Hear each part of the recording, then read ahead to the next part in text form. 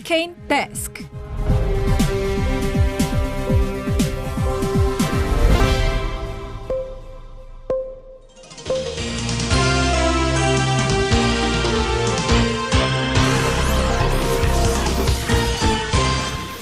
먹고 살기 힘들어도 지나치면 안 되는 세상 소식 전해드립니다. 허리케인 데스크.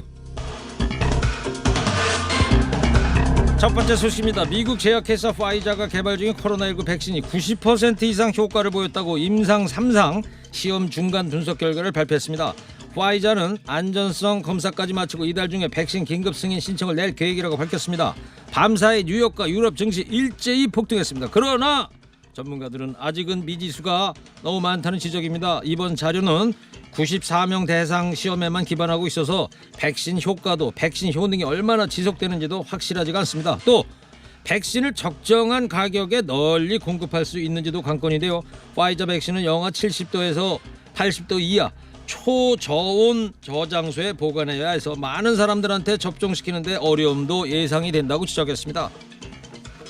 영하 80도 유지하면서 어떻게 운송하고 보관할지 이거 산 넘어 산이네요. 언제쯤이면 마음 놓고 박수 칠 수 있는 그날이 올까요? 이재명 경기도지사가 국가미래연구원 김광도 원장이 자신을 개념 없다고 비판한 것과 관련해서 김 원장의 정체성은 제이노믹스 설계자가 아니라 박근혜 경제교사다.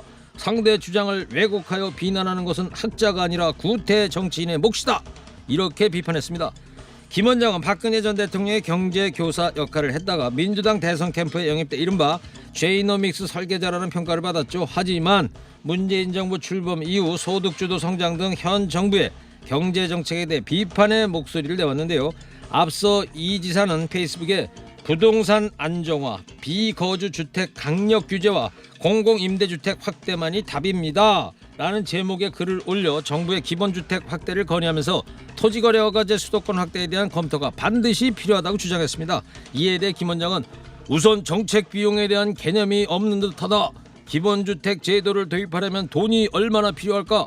한 연구에 따르면 국민 1인당 월 50만 원의 기본소득을 지급하기 위해서는 개인과 법인 모두 지금 내고 있는 세금의 2배를 내야 한다. 이렇게 지적했습니다.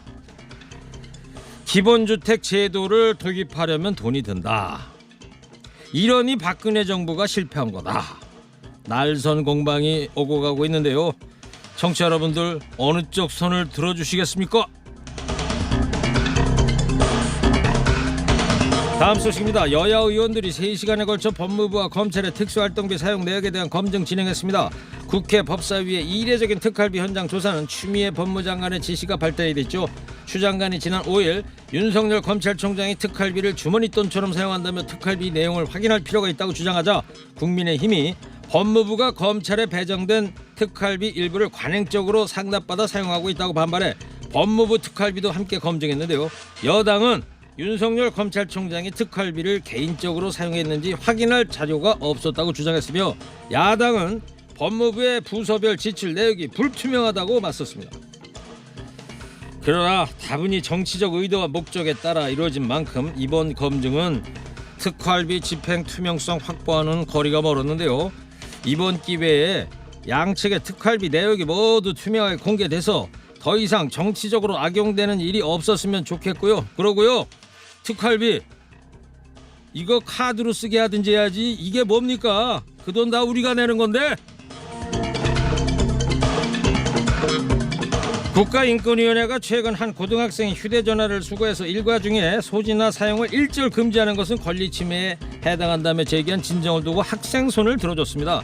인권위는 이런 규정이 헌법상 일반적 행동의 자유와 통신의 자유를 침해한다면서 규정을 개정하길 권고한다고 밝혔습니다. 그러나 학교 현장에서는 학습권 보호를 위해 일정 정도 제한이 필요하다는 반론이 제기되고 있는데요.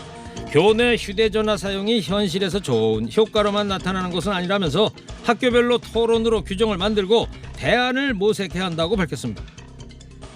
애들이 휴대전화를 쉬는 시간에만 이용한다면 애시당초 선생님들이 왜 번거롭게 그거 거두고 관리했을까요?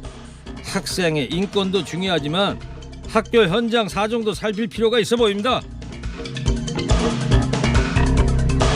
마지막 소식입니다. 오는 13일 금요일부터 마스크를 쓰지 않았다가 적발되면 10만 원에 달하는 과태료가 부과될 수 있는데요. 어떻게 단속하는 걸까요?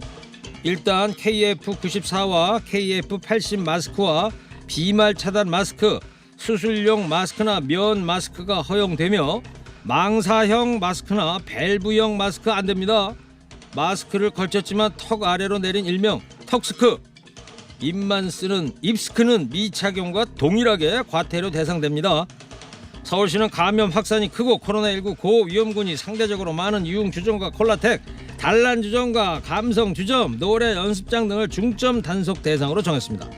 300인 이상의 대형 학원과 뷔페, 유통 물류 시설도 고위험 시설에 해당해 마스크 우선 단속 대상에 올랐습니다. 또 고위험 시설에 해당하진 않지만 영화관, PC방, 장례식장, 워터파크, 공연장, 학원과 같은 다중 이용 시설도 단속 대상에 포함하기로 했습니다.